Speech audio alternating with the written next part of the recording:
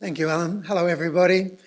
As you know, the Bicentenary is structured around five non-consecutive themed long weekends in the Coal Valley.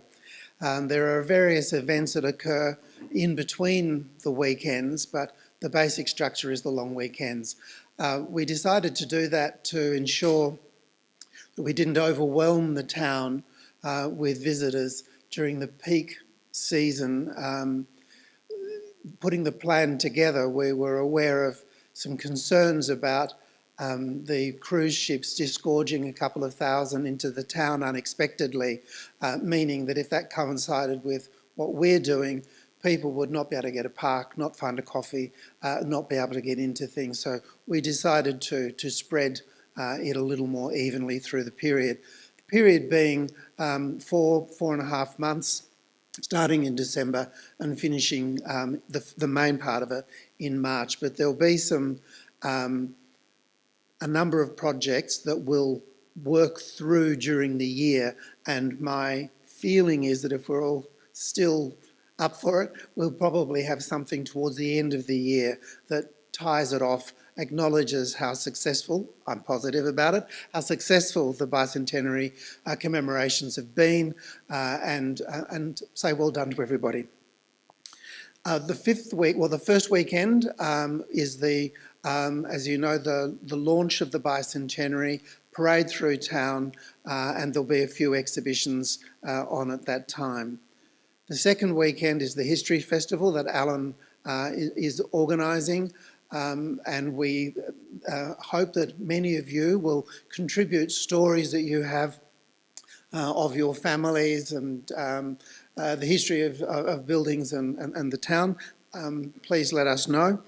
We'll also, the third weekend is a convict muster. Diane Snowden's organising that on the village green, coinciding with a heritage farming expo at Summerhill Farm, hosted by Lou and Gayleen, who are here tonight. And both of those will look at the contribution that convicts made in the developing of farming in the valley and the town more generally. It's a kind of a back to Richmond weekend for those wishing to discover their convict ancestries. The fourth weekend is the actual anniversary of the town, and that will coincide or feature an open house Richmond. Many of you will know of the excellent program run by the Australian Institute of Architects, Open House Hobart and Open House Launceston. Several of you have participated in that, including Margaret and Henry.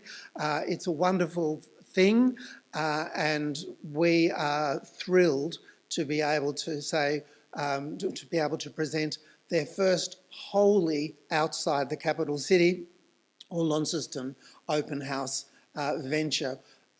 We have something, I'll come back to that in a minute. The fifth weekend is the one I'm supposedly talking about tonight, which is the final weekend, and that's going to be a celebration of, in broad terms, the harvest season 2024. It will have three components. Richmond Village Fair. The Richmond Village Fair is planning to be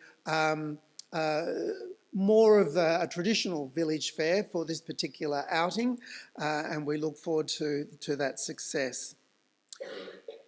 On the same day, that is the 10th of March next year, we'll roll from the village fair into a harvest party for residents and their friends. So that will be the celebration of the 4-month bicentenary period. All of that will be on the green. And then the third element, we're calling the whole weekend's Fruits of the Valley. The third element is, it's somewhat, working title, but I think it'll stick, Farmgate Fiesta. A number of producers in the valley, seasonal producers, already do significant events during the season. I'm eyeing Coaldale walnuts, as I say that. Their wonderful open day. Richmond cherries also do a significant thing. I hear on the grapevine that the Frankham fig people are going to be doing something special next year. We'd like to draw on those things that normally happen and partner for some bicentenary oomph and marketing, and also encourage people who often do special things, and I often fall back on Soph Nichols and Littlewood Berry Farm as my example for that. And I know she'd be up for any opportunity to promote this valley. So we're hoping that people like Soph will do something special, but then also others. There are people who produce honey, people who produce spirits. The gin is becoming more common than I ever anticipated in the valley. Some of the providers of wine and spirits don't have a cellar door. Some don't even participate in the Southern Vineyards open weekend. This is an opportunity for them to pair up with somebody else or do something special in association with the Bicentenary. So that'll be a rolling series of promotional opportunities for on-farm experiences for those of us who live in the valley and for those who visit us. So there'll be more coming on that in time. So they're the three core things for that 5th weekend, Fruits of the Valley. I also thought it'd be useful to give a bit of an update on a couple of projects that we've got going and encourage you all to engage in them. I know many of you here have already registered for a tree. The Clarence Council has generously funded the Bicentenary to provide a free tree for residents of the valley. There are only 2 people in the room who can't get a tree, and if they're special, they're very, very nice, they might even get one. But all the rest of you, if you're not registered, please do so. You can do that online, but there are some forms at the back, a flyer at the back, on the back table if you'd like. There are 4 varieties of tree available, and it's a wonderful thing to provide a lasting environmental and aesthetic benefit for the valley. I mentioned that we have a parade on the first weekend. The concept for the parade will be working on the 20 decades that demark our 200 years. The bridge was built to facilitate transport across the river, meaning that Bridge Street and the bridge are obvious candidates for, and I have to acknowledge Fiona McLeod here because it was her idea to do this, but that we invite people to bring vehicles for the 20 decades that demonstrate how that usage of the bridge has changed over the past 200 years. Starting, of course, with Shanks's pony and working our way through to, hopefully, somebody in the valley has the newest model Tesla or something equivalent to demonstrate how the machines that move across through the town and over the bridge. Jan Ross is here, and she and Ros Hay are working with the children from both schools to develop banners that will demark the decades and highlight some of the particular events in it. And I've seen some of those and they're looking very, very good. We're working with, hopefully, I keep coming back to you, Phil. We're working with members of the farming community here and the, was it Hobart Vintage Machinery Society and the Veteran Car Club, thank you Jeff, nodding that I got it right, to help with both the passenger and domestic vehicles and also farm and work vehicles, so that agricultural sense is also established with vehicles through the parade. So it'll be quite lively and a very useful and apt sense of the way the valley has evolved. If you have any form of vehicle that would be appropriate for the parade, we'd love to hear from you. Not only will there be vehicles in the parade by decade, but those and others will be on display, passenger vehicles on the green and work vehicles at the rec ground. So they'll be on display for the full day, which is the 10th of December. So if you have anything there, please let us know. We would love to include as many local vehicles as possible. You're going to meet, well, probably most of you know, but you're going to meet Penny in a moment. But Penny and Mick have been working assiduously to develop an exhibition of paintings or artworks depicting the bridge held in local collections. And did you say about 24 now? So since I last spoke of this, it's gone up by nearly 10, and we've room for more. That'll be in the supper room on the first weekend. So fondly held local bridge artworks, please. You'll know what she looks like in a minute, so you'll be able to approach her afterwards.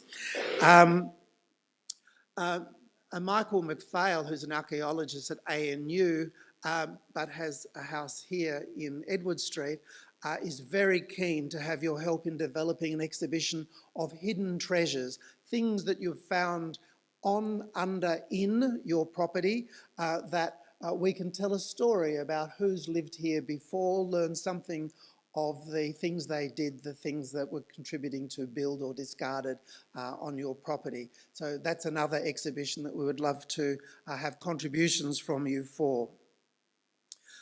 There are notices increasingly appearing in shop windows and so forth around the village with details about all of those. We also have a music program. Some parts of that are still being confirmed, but I'm very pleased to be able to advise tonight that we'll be doing a music concert on Saturday, the 9th of December. That will include a world premiere of a new composition dedicated to the bridge by Louise Denson, who lives in the valley. It'll also include a presentation, I'm sorry, the name is not going to come to me, of a work that Louise was involved in developing with Noonamie Sculthorpe Green, telling the story of the Moomarimina people whose country this all was. And there's a music and narrated piece that they did for the Clarence Jazz Festival that will have a second outing on that night. And there'll be some other music elements with that. So music concert, 9th of December. We're also doing a version of the Clarence Council Dance Hall Days. That program encourages people to learn a bit of dancing, do a bit of dancing. Ingrid is organising this one as our associate producer with a strong background in music.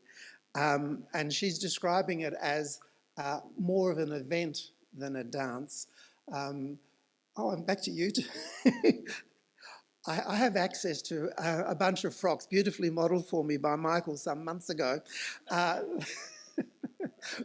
from Penny's sister's collection, cocktail frocks and dance dresses that remind us that there may well be stashes of treasures referring to country dances, many of which, of course, as some of you will know, were held in this place. Mary, do you remember coming to any of those here? No, she's younger than me, but I remember coming to some, and they were absolutely wonderful things. The heavily perfumed women playing euchre, men and women who were not up for the dancing, but playing euchre in the supper room, who were bumped out to make way for the, what seemed to be endless tables of amazing, sweet, creamy things. I was quite young at the time. Mind you, I think I'd still fight for one of those meringues. They were wonderful events. So to capture some of that with photographs perhaps of people in their finery, some stories of people who came to dances here, and if we can do some displays of dresses. I don't think the men were anywhere near as interesting as the women, but we'll see. There'll be music in here of various opportunities, various styles, displays, supper, bar, and it'll be in here, in the supper room and in the little courtyard. And that's on the 2nd of February next year. We're also doing a version of presenting another Clarence Council program, Collectors Roadshow, where experts will assess, like Antiques Roadshow, assess your items if you bring them along, and that's going to be on the 21st of January during the History Festival. I'm going to close with just a little bit of a teaser. Since Jessie Garrity, who's organising with us the Open House Richmond program, since she did a presentation at the last one, we've had a couple of things sealed up, and I thought I'd just tempt you a little bit with some of the program for that 4th weekend, which is the 23rd to the 27th of February. We have an opportunity. So the Mill House was turned into a house by the Eldershaw family, the painter John Eldershaw and his wife. He was a very prolific painter, made many images while in his 20-odd years here. We've been successful in securing, I think we've now got about 11 that are being lent to us by various people to display in the Mill House during that weekend, so that it'll be a little bit of a coming home for those artworks. They won't all have been made whilst the Eldershaws were here, but likely most of them will have been. So that'll be a beautiful thing and something to look out for. When that opportunity comes to register for that one, get in and do it. Most of you will know the little lonely cottage on the hill opposite Malcolm's Hut Road intersection on Seaton. The new owners of Seaton are the group that are also establishing the whisky distillery on Milnerthorpe. They heard a rumour, thank whoever it was that started spreading it, that there was an illicit still in the roof of the little cottage on Seaton, which of course the whisky distillers are very keen to make as much of as they can. Some of the Nicholses and some of the Frankhams were given permission to have a look at the cottage last year. The walk to the cottage, stories about the cottage, and it was owned by Gilbert Robertson, who was the chief constable here, and a rouseabout of all sorts, and also was, I think, previously owned by Sarah Birch and Thomas Birch. She was an extraordinary contributor to the development of Hobart and Tasmania. And so there's good stories to be told there. I think, and I need to talk with you about this, Henry, I think there is a likelihood that Black Tom Birch Kikatapula also lived there for some time, either with the Birches or with Gilbert Robertson, meaning that one of the most significant Tasmanian Aboriginal people has this very strong connection with the property. So you can imagine a walk-in, talk about, I've just summarised it, but a talk about that, and then a wander down the hill to the most beautiful wetlands as the two, as Duckhole Rivulet and Belbin Rivulet meet and flow into Pittwater. It's just the most divine thing to do, grass, trees, and it's just beautiful. So that's another little teaser, a taste of what will be coming. I'm so pleased that the new owners of Seaton have given us permission to do that. I'm not going to steal Penny's thunder, but as you're listening and paying full attention to everything she says, imagine a special tour, a St John's Circle tour, with a particular theme that connects to Penny's family. That will be another special treat. And we've been in conversation with Prospect House, and they're very keen to do a number of things that connect that extraordinary house, its history, and of course its contemporary food and bev opportunities. So with those four just little teasers, I'm not going to go through the list of some 30 properties that we have emerging as forming the program, but they'll be quite wonderful and quite special, and a wonderful way of recognising the 200th anniversary of the town itself. That's where I draw to a close, and I know that's a lot of information to come hurtling at you. The key message, I guess, is that it's a full program that is going to satisfy a very diverse range of interests. Those of you who have diverse interests will be thrilled. The rest of you can pick and choose the thing that pleases you most. So I hope you find attending it and participating as rewarding as we are finding it in developing it. Thank you very much.